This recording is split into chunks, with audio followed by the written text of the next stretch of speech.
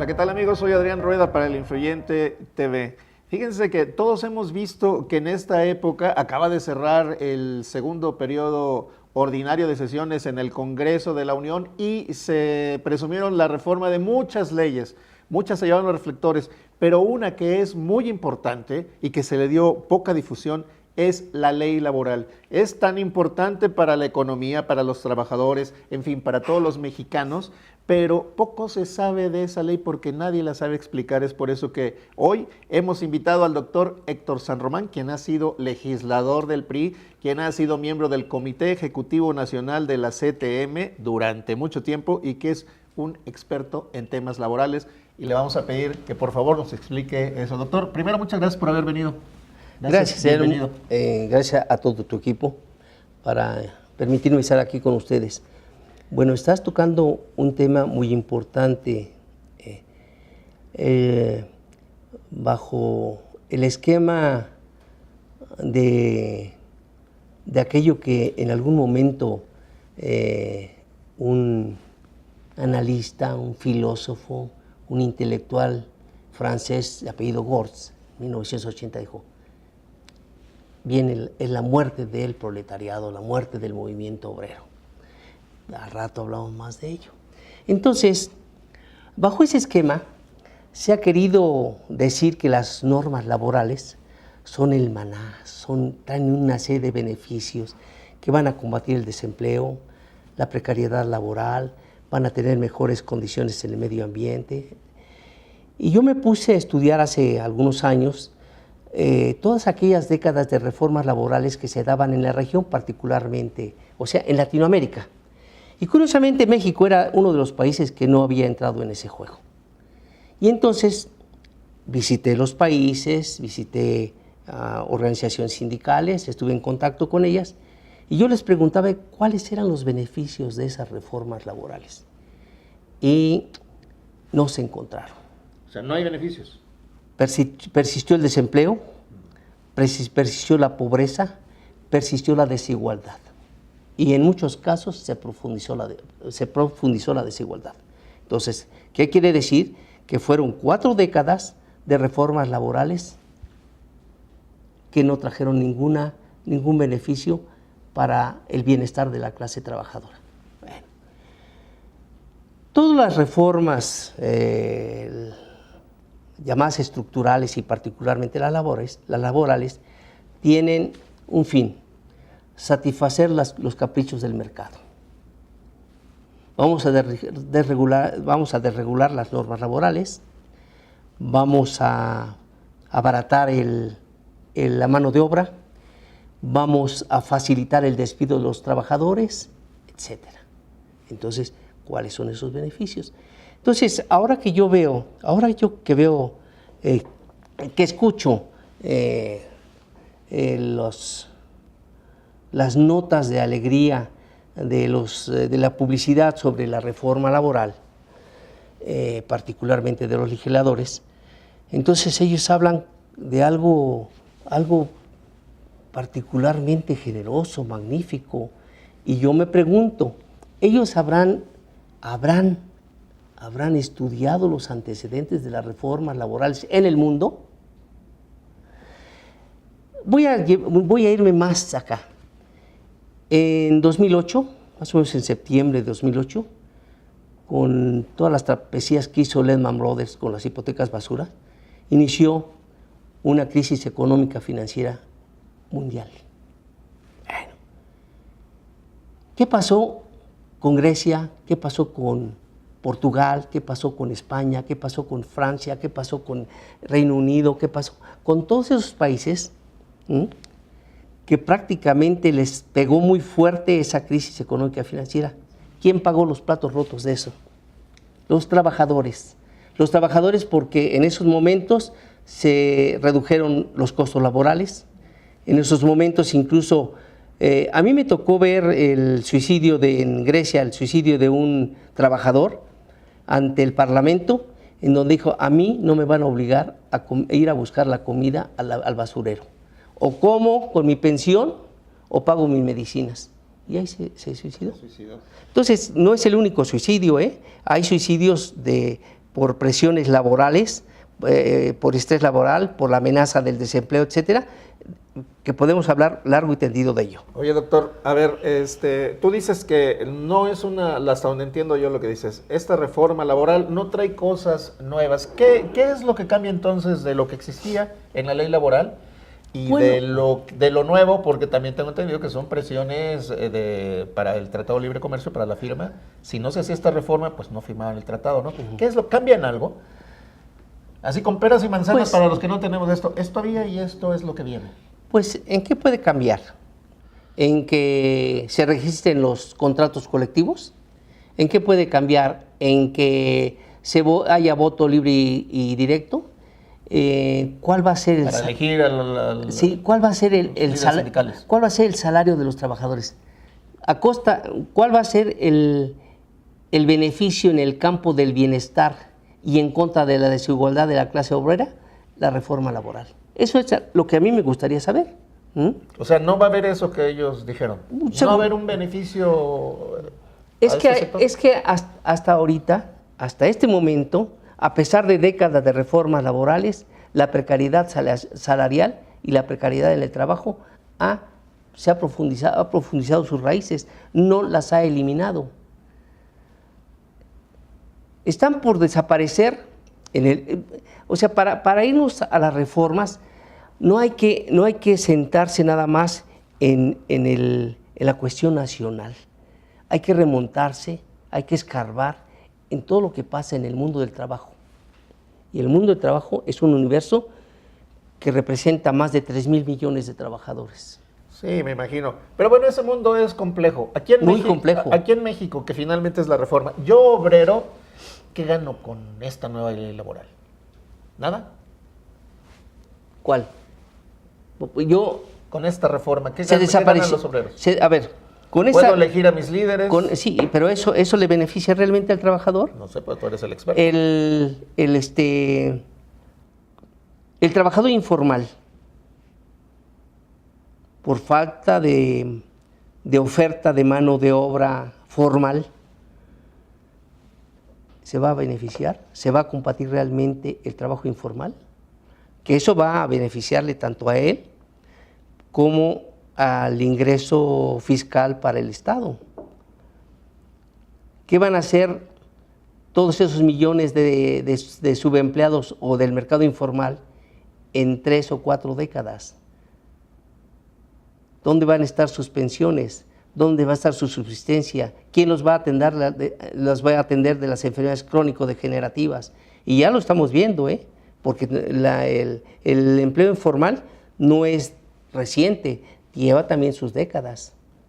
Sí. Basta y sobra, porque tú caminas también las calles de la Ciudad de México como yo, para ver que en muchas partes, no solamente en el centro de la ciudad, sino en muchas partes, hay un mercado informal. Oye, bueno, a ver, decían que otro argumento es que se acaba con el charrismo sindical y con los caciques sindicales. Tú conoces el tema porque muchas veces estuviste al lado de un yo creo que el líder obrero más importante que ha tenido el país, de Fidel Velázquez. Entonces, conoces bien cómo operan los liderazgos sindicales. ¿Sí hay caciques? ¿Sí había charrismo? ¿Sí se acaba con eso? Sí, seguramente ha habido caciques, seguramente. Seguramente ha habido falsos redentores de los trabajadores, seguramente ha habido falsos líderes. Y lo estamos viendo ahora, con la desaparición de los verdaderos líderes sindicales por muerte natural, simple y sencillamente quienes son los herederos sindicales de la muerte, así le llamo yo, porque ellos... ¿Cómo es eso? Sí, porque tú estás cerca y de pronto se muere tu líder y heredas el puesto. O sea, aunque no tenga... No, puedes saber... habilidad. No, puedes heredero de la muerte. ¿Cómo quién? Bueno, pues hay muchos, por ejemplo... El actual líder de la ZM, Carlos Aceves. Bueno, Carlos Aceves es un trabajador de muchos años, pero él también es parte de esta generación de líderes que suceden a quienes han fallecido. Bueno, si quieres ahorita hablamos del sindicalismo como tal, para no salirnos de la reforma laboral, que yo sigo sin entender, ¿por qué la venden el Congreso y el gobierno de la Cuarta Transformación como el gran logro, si según estoy entendiendo por lo que dices, no hay ningún beneficio para el trabajador, ni para el bienestar de sus familias y no sé si para los empresarios? Bueno, para los empresarios seguramente sí. ¿Qué beneficio se abarata el costo del despido, por ejemplo. A ver, ¿cómo es eso? Sí, yo te puedo correr ahora, o me puedes correr, simple y sencillamente, y ahora incluso hasta se reducen los tiempos para llevar un juicio laboral. O sea, eso ya dice la nueva ley. Esto es parte de la judicialización de las juntas laborales, de las juntas locales que las quieren desaparecer, ¿no? Bueno, ya desde el punto de vista legal ya están desaparecidas, tienen un tiempo, no sé cuántos años, para que empiecen a implementarse. Las juntas locales de conciliación y arbitraje. O sea, el gobierno, a ver si entiendo, el gobierno, el Estado, abandona ese papel. Todos los gobiernos en estos momentos están abandonando o han abandonado su papel tutelar. Aquel papel tutelar de yo soy tu gobierno, tú me apoyas, ciudadano, y a cambio de esto te voy a dar bienestar y seguridad. Ahora, no he leído totalmente el Plan Nacional de Desarrollo. Seguramente ahí incorporará algunas líneas de acción en este aspecto que puedan favorecer al pueblo en general. Pero no es solamente yo pienso lo siguiente: todos tenemos que dar algo, un esfuerzo personal para merecer algo. Sí, yo creo que sí. Cuando tú eras estudiante, ¿a poco tu padre o tu madre te daba un premio porque reprobaras? Porque fueras mal estudiante. Sí, entonces tú no puedes dar incentivos, incluso económicos, para gente que no merece estar en una escuela.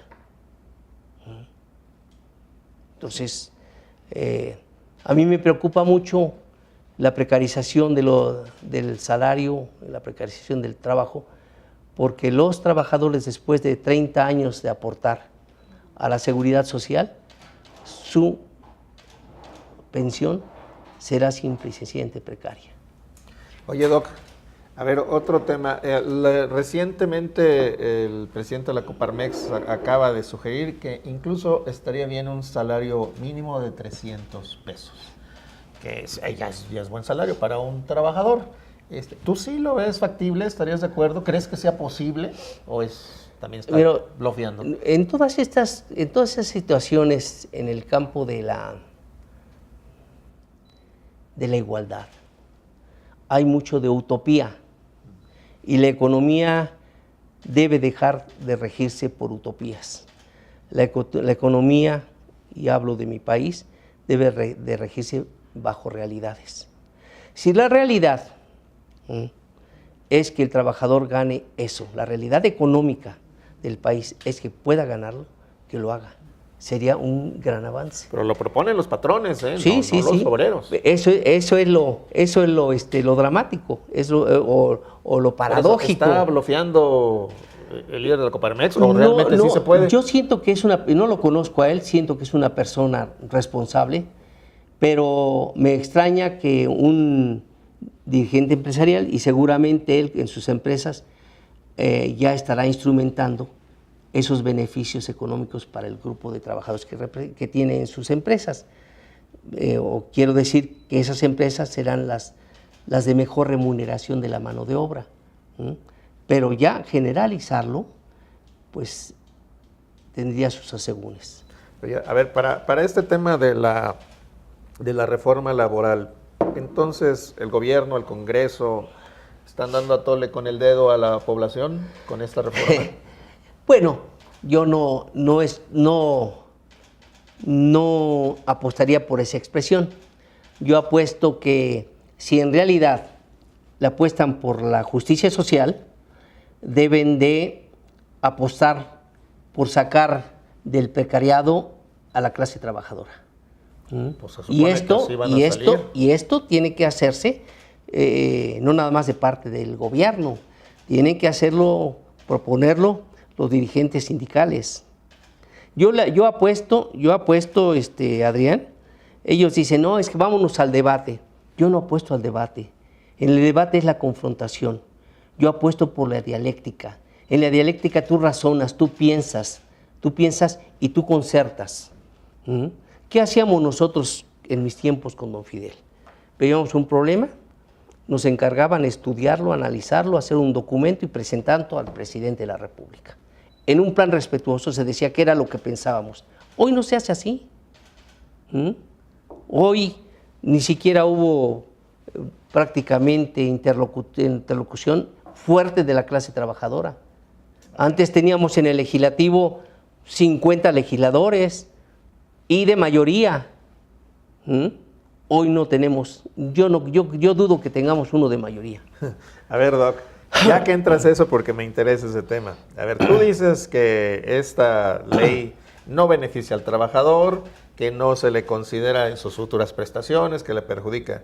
Y luego entonces, ¿por qué los líderes obreros o por qué el movimiento obrero no protestó? ¿Dónde están? Bueno, ¿ya no hay o qué? Hace rato hablé de aquello que dijo el señor Gortz, de la muerte del movimiento obrero. A ver. Y decía él... El movimiento de la clase trabajadora. Que sí, el movimiento se había hecho pasivo, ya no protestaba, ya estaban prácticamente conformes con lo que tenían al llegar el consumismo, al llegar la tarjeta de crédito, al llegar el endeudamiento.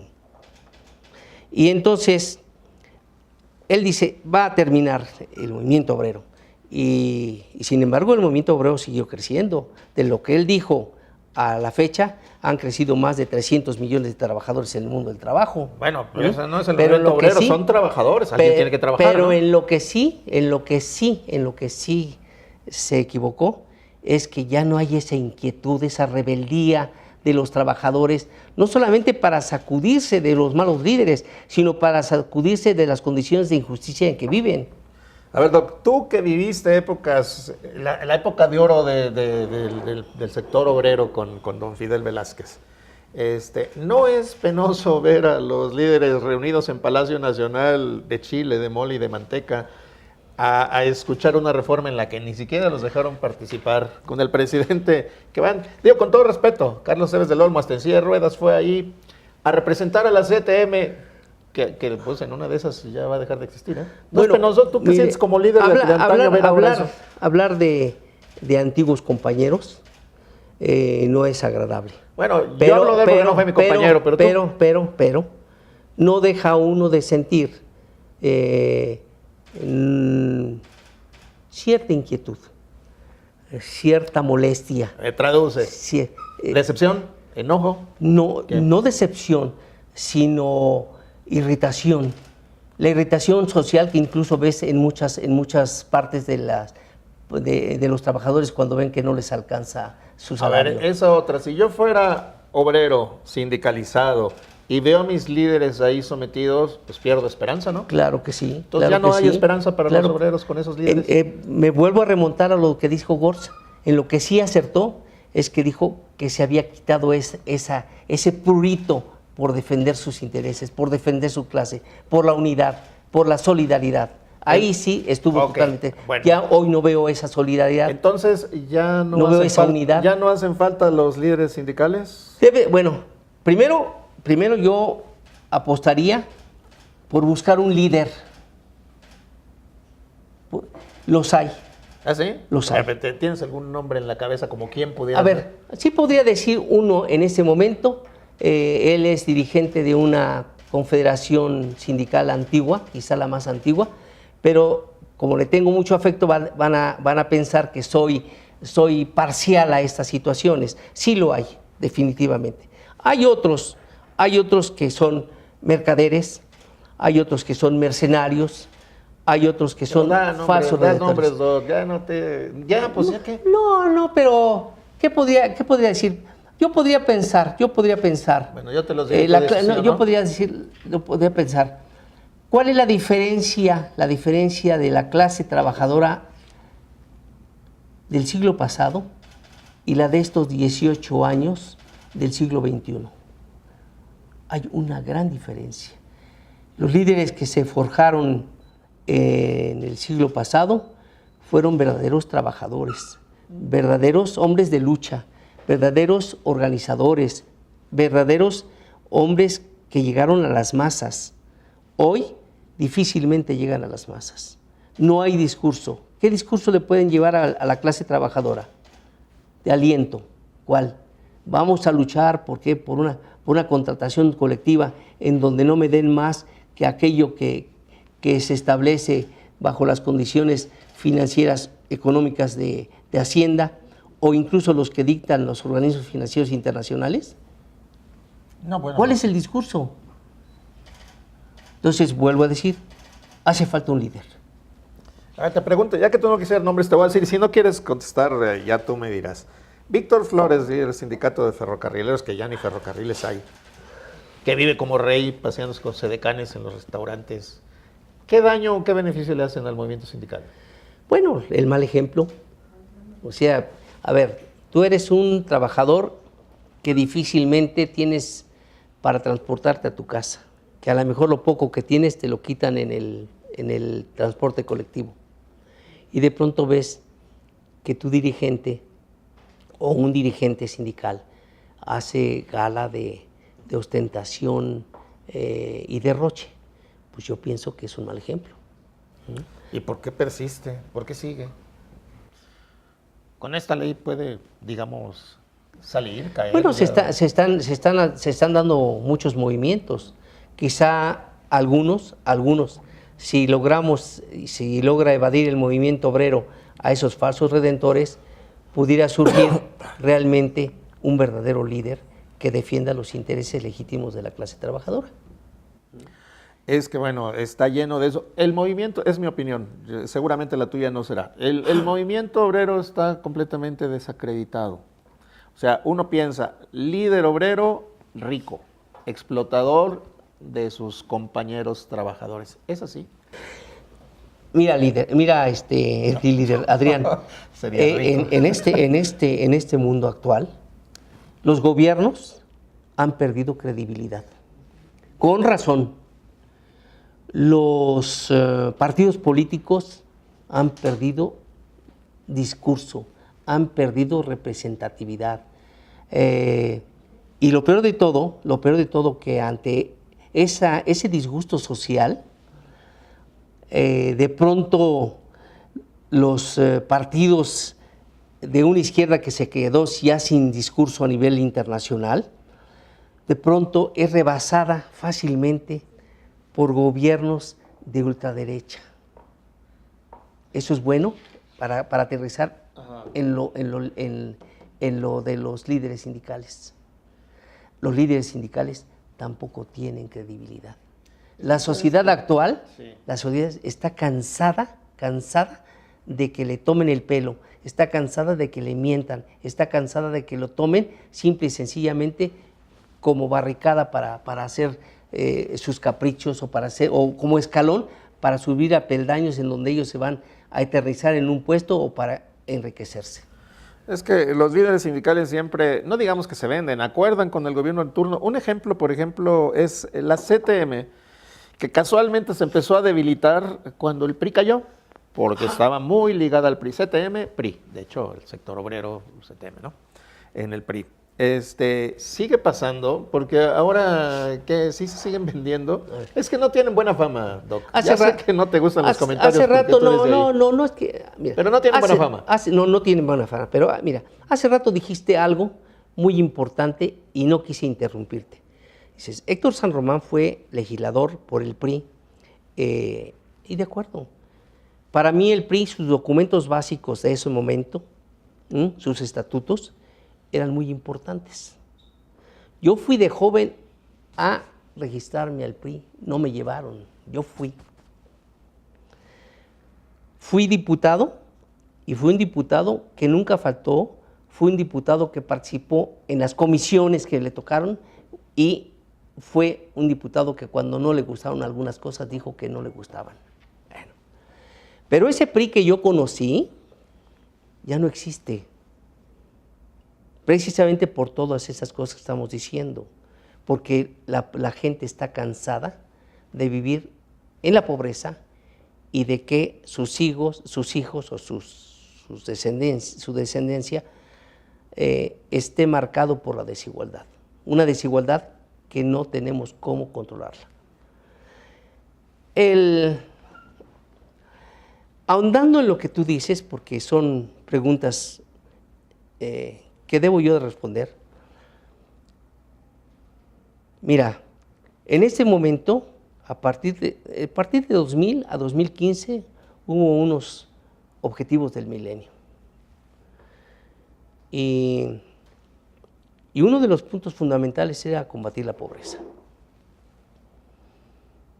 Se dijo que se había disminuido la pobreza, y pobreza es aquellas personas que ganan menos de $1 al día. Y nos atrapa la crisis económica financiera creada por los bancos, no por los trabajadores, no por los altos salarios, no porque no hubiera productividad. Y los trabajadores vuelven a pagar las consecuencias con desempleo y bajos salarios. Bueno. En 2015 se concluye ese largo periodo de 15 años para combatir una serie de objetivos y nacen los Objetivos de Desarrollo Sostenible. Bueno. Y me pregunto, ¿no es importante para la clase trabajadora combatir la pobreza? Es el objetivo número 1. ¿No es importante combatir la desigualdad? ¿No es importante el bienestar y la salud y el bienestar? ¿No es importante el empleo digno y el crecimiento económico? Pues eso es los objetivos del gobierno. Deberían de ser, entonces, ¿no? Estos 17 objetivos que van del 15, que es de la Agenda 2030, para no decir 2015-2030, esa Agenda 2030, la debía adaptar el sindicalismo, punto. Y debía de hacer documentos prácticamente, no con el hígado, sino con el razonamiento, con el estudio de que esos se deben de incorporar para presentarle al gobierno o a los gobiernos en el mundo lo que quieren los trabajadores. Ahora, tú como especialista en eso, los trabajadores tienen oportunidad de hacer este tipo de acuerdos o de proposiciones con el actual gobierno, con un gobierno como el que está, de la llamada Cuarta Transformación. A ver, el sindicalismo, todo, no puede convertirse en enemigo del gobierno. Debe ser un interlocutor válido, un grupo organizado con principios, con propuestas, con sugerencias para enriquecer el contenido de la gobernanza. ¿Por qué? Porque el gobierno puede pensar a su manera con todo su gabinete, que él va a resolver los problemas de la pobreza bajo su criterio, bajo su experiencia, pero no es válida la experiencia de un movimiento obrero organizado, responsable, con cara al futuro, no un sindicalismo sumiso, no un sindicalismo sin voz, no un sindicalismo que le diga sí a todo, tanto al patrón como al gobierno. Entonces, no podemos ser enemigos de los gobiernos, pero tampoco podemos ser unos ciudadanos silenciosos. Y el trabajador no puede ser un trabajador silencioso. Tienes razón, no pueden ser enemigos del gobierno, pero tampoco tapetes como ya se pusieron, porque así se han visto como tapetes. Y además, tú que conoces bien la historia, pues las grandes luchas obreras han tirado y han instalado no solo gobernantes, sino gobiernos. Así es. Lo cual ahora está muy lejos de ocurrir, ¿no? Son tapetes como se mostró ahí en Palacio Nacional. Mira, tú no puedes ser cómplice. No puedes ser cómplice de algo que está en contra de los satisfactores de la calidad de vida de los trabajadores, si eres un dirigente sindical, Claro. primera. Hace rato hablaste de don Fidel Velázquez. Fidel Velázquez era secretario general de la CTM cuando la devaluación en los tiempos del presidente Adolfo Ruiz Cortines. Tú todavía no habías nacido. Y el presidente Ruiz Cortines no gozaba de una mano blandita. Y la CTM hizo una huelga general para negociar todas las adversidades y los costos que traía para la clase trabajadora la propia devaluación a la que se habían opuesto los trabajadores. Fue peor la devaluación que con López Portillo. Fueron porque con López Portillo sí la viví, porque hasta fueron épocas, no solamente esas, la de López Portillo, fue la de Zedillo también, fueron importantes, muy importantes, Y por ejemplo, el trabajador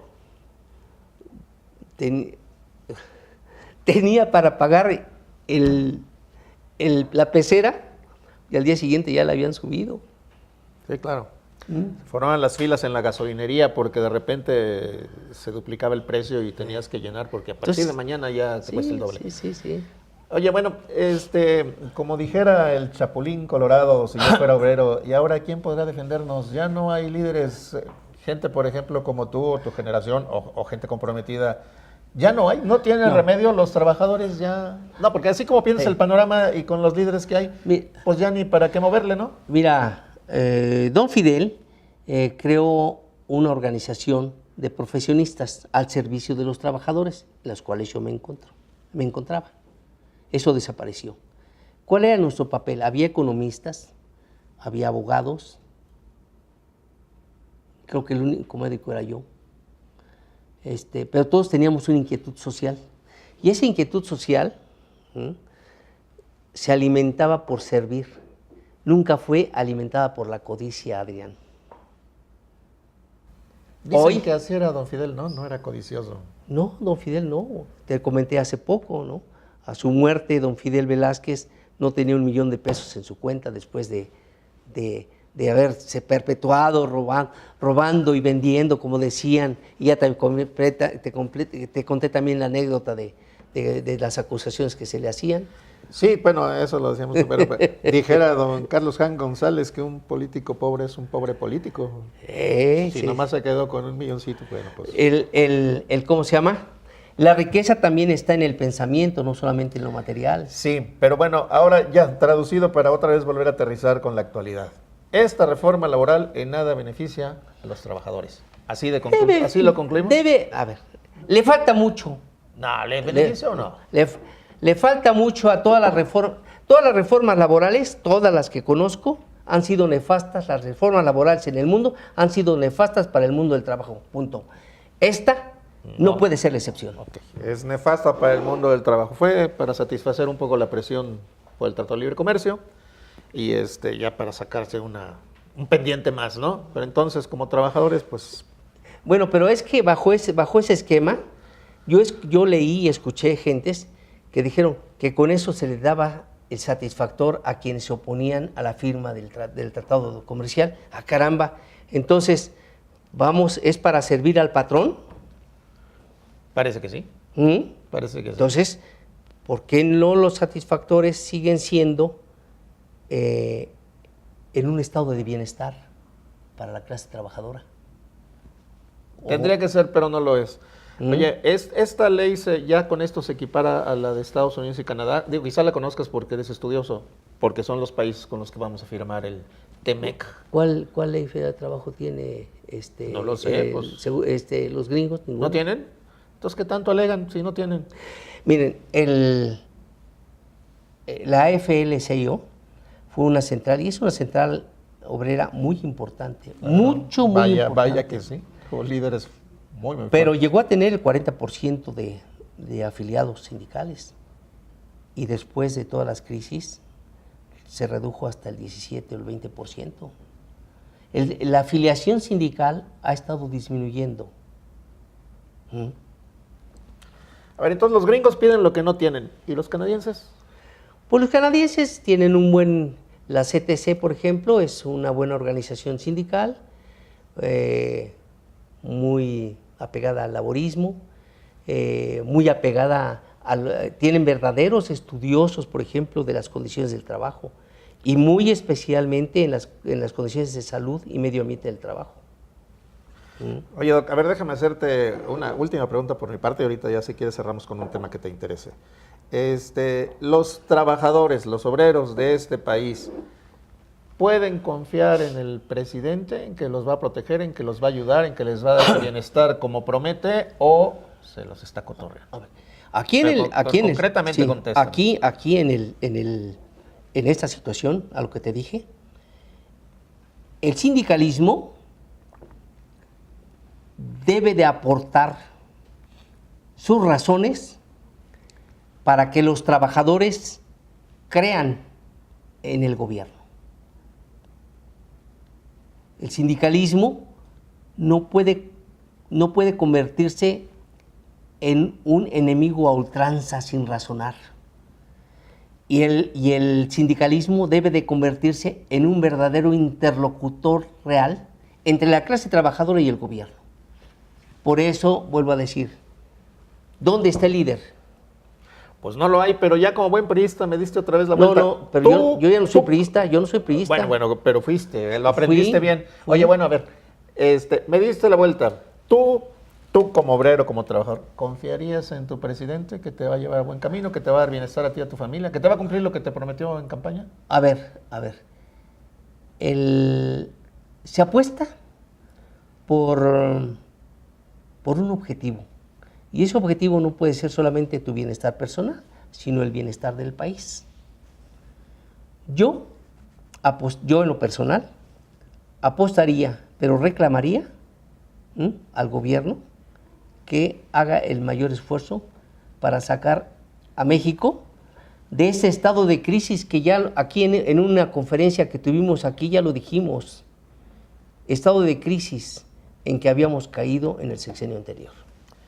Pues parece que viene otra crisis, Doc, pero bueno, tengo otros datos. Esperemos. Información dice que no, que vamos requete bien. No, a ver, si yo estuviera ahorita en el papel que me había señalado don Fidel Velázquez para decir qué debía yo decirle al gobierno, y muchas veces yo fui el orador para decirle al presidente lo que pensábamos, yo le diría al presidente que tomen mucho en consideración los objetivos de desarrollo del milenio, de desarrollo sostenible, y algo muy importante también, que quienes vayan a estar de interlocutores en el G20 se apeguen a la realidad y a las necesidades del país. Pero si no va a ir al G20, el presidente no viaja. Pero tienen que ir forzosamente. Marcelo.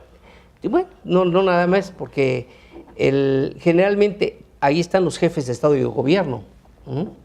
Pues a lo mejor el secretario de Economía, para que luego de Finanzas, de Hacienda. Ahora. Para que luego lo desacrediten en una conferencia.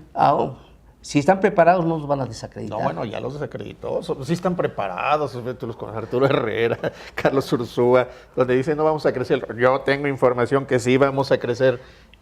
Miente. Bueno, está bien. Ya que no quieres decir que no te va a cumplir el presidente. Cumplir el presidente al pueblo. Así es.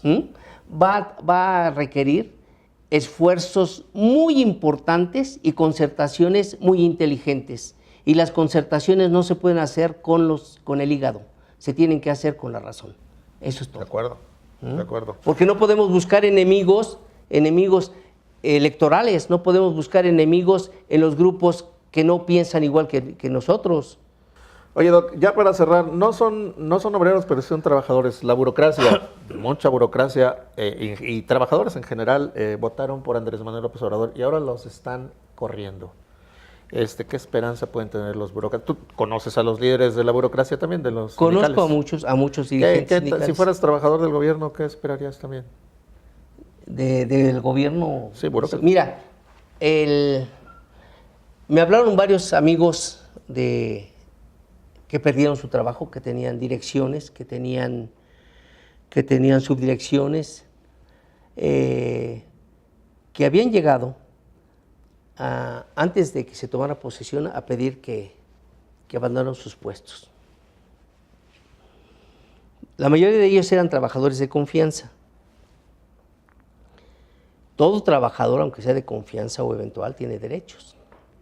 Y no puedes ser gobierno que llegue pisoteando los derechos de los trabajadores. Eso es algo sumamente criticable, punto. Porque hoy en esa esfera, en ese grupo burocrático al que tú te refieres, hay mucha gente desempleada que estuvo muchos años y gente calificada. Sí, hombre. Sí. De hablar. Oye, Doc, bueno, pues el tema ya vimos que es amplísimo, es complicado, muy, muy complicado, sobre todo para los que no conocemos de eso, entenderle, pero algo de lo que no hayamos hablado y con lo que tú quieras cerrar o que quieras posesionar algún mensaje. Pues yo apuesto por la unidad de la clase trabajadora. Me podrías decir que es una utopía. Podría decir Gortz que él tenía razón, pero la dirigencia de los trabajadores, para eso son las asambleas, para eso son los consejos y para eso son los congresos, en donde se analizan el estado actual de cosas que vive la clase trabajadora. Pero yo ya no veo eso. Yo ya no veo eso. Antes en los consejos, a mí me tocó los consejos, los congresos estatales o los congresos extraordinarios. Nos dábamos a la tarea de hacer estudios, de hacer documentos, de hacer ponencias, de prepararnos para llegar a la tribuna y decir lo que nos preocupaba. Y de eso estaba atento el gobierno, de lo que decíamos ahí. Entonces, ¿por qué no se llega a esa situación? Tú no puedes llegar a negociar con el gobierno sin leer la partitura. Debes de llegar bien documentado en la economía, cómo está la economía, cómo están los precios al consumidor, de qué vive el trabajador. Nosotros en nuestros tiempos hicimos la primera reunión nacional sobre alimentación, salud y productividad de la clase trabajadora. Y nos dimos cuenta de las carencias que tenían en la mesa del trabajador. Y lo presentamos como un documento al presidente de la República. Y propusimos que se incorporara al artículo 4 constitucional el derecho de la alimentación o a la alimentación. Y se fue hasta que después, bajo otros contextos, se llevó a cabo. Pero para eso sirven las asambleas y para eso sirven los estudios, para que tú lleves armas en el momento de la contratación colectiva. Pues, tú no puedes llegar con las manos vacías y así tienes que llegar con el gobierno.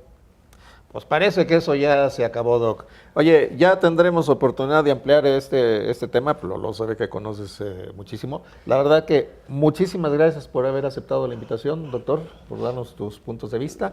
Él es el doctor Héctor San Román, legislador, en 2 ocasiones tengo entendido que fuiste legislador federal, el exdirigente o exmiembro de la dirigencia del Comité Ejecutivo Nacional de la CTM y uno de los hombres que más conoce de la cuestión laboral. Gracias, Doc.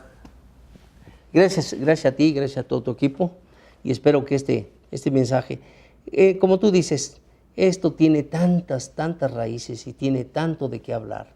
O sea, lamentablemente nada más se habla o hablamos de la crítica, pero hay que observar y hay que hacer un análisis pormenorizado de todo lo que el sindicalismo dio en su momento en beneficio de las organizaciones que representaron.